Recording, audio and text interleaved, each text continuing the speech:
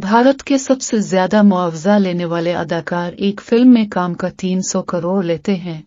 ये रकम बॉलीवुड सुपरस्टार शाहरुख खान, सलमान खान, आमिर खान और साउथ के सुपरस्टार्स प्रभुदेवा रजनीकांत से भी ज्यादा है।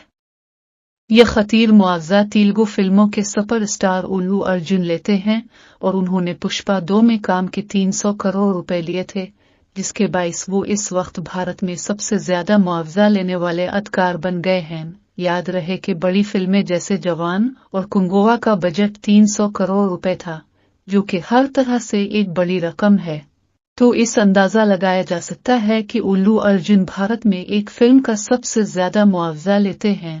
इस मामले में अल्लू अर्जुन ने रजनीकांत को भी पीछे छोड़ दिया, जिन्होंने फिल्म जेलर का मुआवजा 250 करोड़ लिया था।